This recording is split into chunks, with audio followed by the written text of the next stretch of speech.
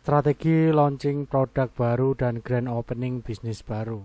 Saya mau cerita dari pengalaman saya yang barusan aja capai target 220% dari targetnya dan 500 orang bisa hadir langsung di acara relaunchingnya. Plus kita punya database potensial untuk masa depannya.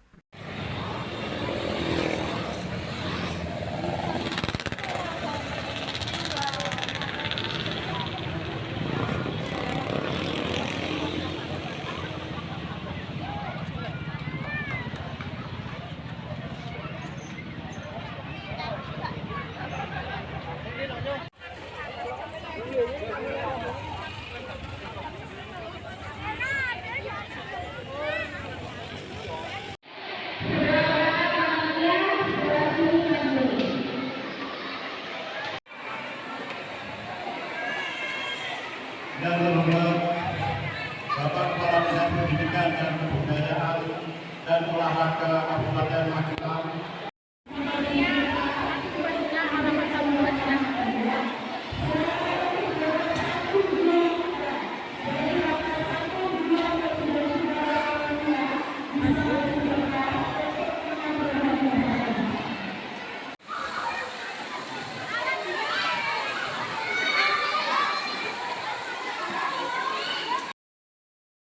Nah, apa saja yang saya lakukan selama prosesnya? Saya cerita sedikit ya. Jadi banyak orang tuh ketika buka bisnis harapannya dengan iklan, dengan undang influencer, artis bisnisnya langsung rame. Iya bener rame, tapi sampai kapan ramenya? Nah, sedangkan bisnis itu butuh yang jangka panjang. Nah, sebelum kita ngomongin strateginya, kita harus tahu beberapa poin pentingnya dulu dalam proses grand launching, opening, atau relaunching bisnis kita. Yang pertama kita harus tahu dulu, tentukan siapa pembeli potensialnya. Nah, pembeli potensial ini seperti apa? Pembeli potensial adalah orang-orang yang dia itu beneran beli produk kita, yang bener-bener butuh produk kita tanpa gimmick apapun.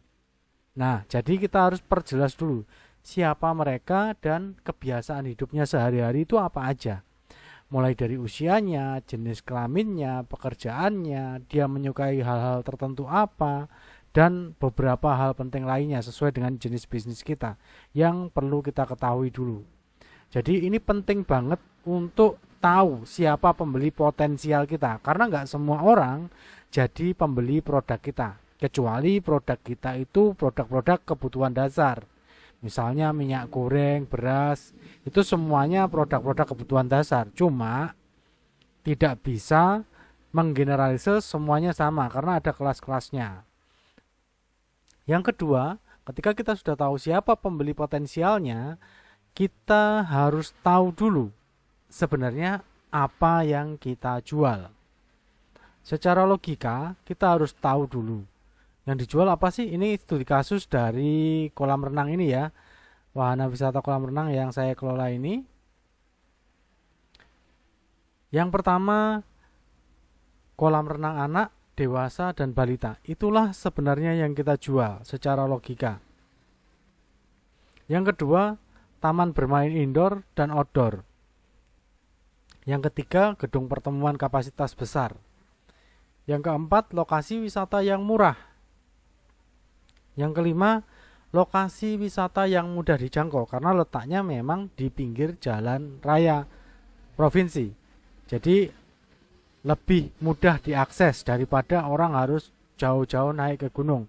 Jadi marketnya bisnis itu beda-beda. Sama-sama tempat wisatanya, tapi kalau kita tahu hal-hal yang bisa kok kita optimalkan untuk marketing, kita akan jauh lebih mudah menggali potensi-potensi yang ada di dalamnya. Yang selanjutnya adalah program outbound. Lalu yang terakhir adalah lokasi parkir yang sangat luas, bisa masuk 10 bus sekaligus. Ini secara logika. Nah, kita harus tahu juga yang secara emosionalnya sebenarnya apa yang kita jual, tanpa harus kita pakai gimmick-gimmick macam-macam. Yang pertama kebahagiaan, yang kedua kebersamaan, yang ketiga keamanan. Nah ini contoh ya, keamanan ini dari sisi finansial.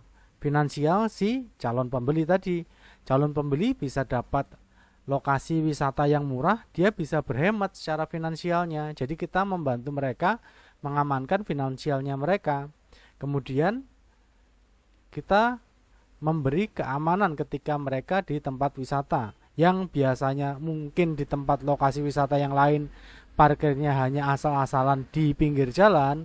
Untuk kita, parkirnya kita masukkan ke dalam lewat pintu gerbang, jadi bisa lebih aman. Dan yang ada di luar gerbang juga ada gerbang pembatasnya juga, jadi secara keamanan benar-benar sangat aman.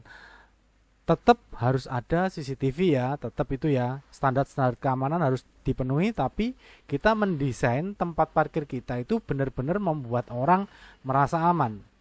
Tentang kebahagiaan dan kebersamaan ini jadi rahasia perusahaan ya, jadi saya nggak bisa share di video ini. Lalu yang selanjutnya, setelah kita tahu sebenarnya apa yang kita jual, kita harus menentukan produk penetrasinya. Nah, jauh-jauh hari sebelum kita mau grand opening, grand launching bisnis baru, produk baru, kita harus tahu produk penetrasinya. Seperti beberapa waktu yang lalu saya ganti ban motor, itu produk penetrasinya itu bagus banget. Ketika orang pertama kali beli di sana, langsung dikasih membership. Nah, membership itulah yang akan mendata orang untuk memastikan orang datang lagi dan mengganti ban motornya. Nah, dia punya produk penetrasi yaitu pompa angin nitrogen gratis untuk membernya. Jadi memastikan orang untuk selalu datang di sana supaya membeli berulang kali. Jadi dia buka layanan untuk cek ban gratis, cek angin gratis. Supaya apa? Supaya mudah diterima pasar. Nah, kembali lagi ke studi kasus tentang Banyu Biru ini untuk lokasi wisata, kita sesuaikan kebutuhannya. Nah, kebutuhannya apa sih pembeli-pembeli itu? Orang-orang pengunjung itu kebutuhannya apa sih? Nomor 1, ingin membahagiakan anak. Nomor 2, berenang bersama keluarganya. Nomor 3, mendidik anak lebih percaya diri. Kebutuhan marketnya seperti ini. Kemudian kita juga harus dari sisi bisnisnya juga, yang bisa mendatangkan orang bersamaan. Jadi ini akan multi efek ya, jadi banyak efeknya. Sekali tindakan, sekali keputusan, tapi banyak efeknya. Nah, kita mikirnya apa? Acara yang bisa mendatangkan orang banyak langsung, lomba. Nah, irisannya apa dari membahagiakan anak, berenang bersama keluarga, mendidik anak lebih percaya diri, lomba. Irisannya apa? Akhirnya ketemu yang namanya lomba mewarnai. Nah, lomba mewarnai ini yang kita jadikan produk penetrasi untuk event grand launchingnya. Jadi bukan hanya kita sebar-sebar diskon aja atau beli satu gratis satu aja. Berapa banyak bisnis yang sudah menerapkan cara itu, tapi setelah 100 hari kerjanya, lama-lama pembelinya turun. Karena nggak melewati tahapan proses ini tadi. Nah, seharusnya kita harus melewati tahapan proses ini tadi, menentukan siapa pembeli potensialnya, kita tahu apa yang sebenarnya kita jual tanpa harus banyak-banyak gimmick, terus kemudian produk penetrasinya apa. Nah, setelah tahu irisannya lomba mewarnai, baru kita pakai strateginya, kita atur. Nah, cara ngatur strateginya gimana? Cara ngatur strateginya kita bagi jadi 2 ya, jadi offline, kerjasama sama ahli yang terbaik, kita rangkul event organizer yang terbaik untuk acara lomba mewarnai. Kemudian yang kedua, kita rangkul sponsor bisnis yang bisnisnya nggak sejenis tapi marketnya sama. Yang ketiga dan seterusnya itu rahasia juga ya, kita jaga rahasia bisnisnya juga. Jadi ada rahasia juga di dalamnya yang nggak bisa saya share di sini, nggak etis lah. Tapi saya bisa cerita ini yang secara umum aja ya. Tapi dengan seperti ini saya harap Bapak Ibu bisa lebih paham bahwa grand opening atau launching bisnis atau produk baru itu ada tahapannya. Nggak asal kita bikin keramaian aja, nanti jatuhnya justru buang-buang uang aja tanpa bisa kita ukur hasilnya. Lalu yang online gimana? Kalau online ya kita pakai konten organik, kita share setiap hari bahwa akan ada lomba mewarnai di Banyu Biru. Lalu kita pakai iklan berbayar. Nah, iklan berbayar ini mindsetnya harus benar dulu. Iklan berbayar ini nggak tiba-tiba kita dapat iklan yang langsung bagus, nggak mungkin. Biasanya kita harus uji coba dulu. Nah, siap nggak untuk uji coba? Atau jangan-jangan mau untung aja? Kalau mau untung aja, saya rasa jangan jadi pebisnis. Karena kita itu bisnis itu nggak bisa menjamin kesuksesan. Bisanya kita memperbesar peluang sukses. Sama di iklan ini, meskipun online, dia itu sama-sama nyari pola yang benar. Sampai ketemu polanya, baru nanti kita pacu secara maksimal. Sama ini juga ads-nya kemarin itu, ads-nya acara event relaunching ini juga awal-awalnya jelek juga. Sudah tengah bulan pesertanya baru 15 atau 20 ya, kalau nggak salah ya. Sorry. Tengah bulan itu sudah capai 50% dari target. Setelah itu baru ngebut tuh.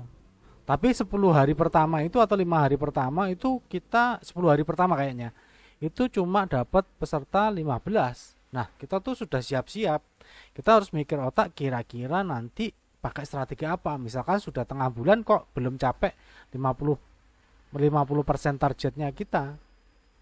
Nah, alhamdulillahnya dengan izin Allah semuanya jadi terpacu tuh setelah tengah bulan tuh. Padahal kan itu tanggal tua ya. Sudah menuju tanggal tua, tapi pendaftaran justru malah tambah banyak. Ya karena salah satunya adalah sudah ketemu polanya, konten iklannya. Jadi kita beberapa kali ganti konten iklan ya. Jadi jangan berpikir kita ngiklanin satu, ini videonya influencer kita iklanin berharap itu rame. Ya ada kemungkinan rame, tapi belum tentu juga. Jadi jangan terlalu berharap lah.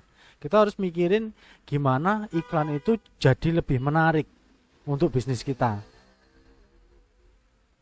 Oke, terus selanjutnya setelah atur strategi promosi, barulah kita ngomongin strategi teknisnya seperti apa. Nah, itu sudah saya bahas di video saya yang lain di strategi buka bisnis baru agar banyak pembeli. Ketik aja di Google strategi grand opening bisnis, nanti muncul yang paling atas sendiri.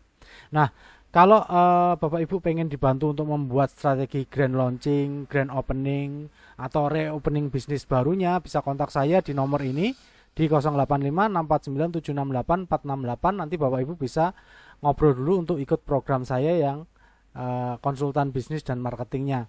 Nanti kita ngobrol dulu kira-kira yang cocok seperti apa programnya. Jadi saya mau tegasin lagi, setiap bisnis itu punya ceritanya sendiri-sendiri.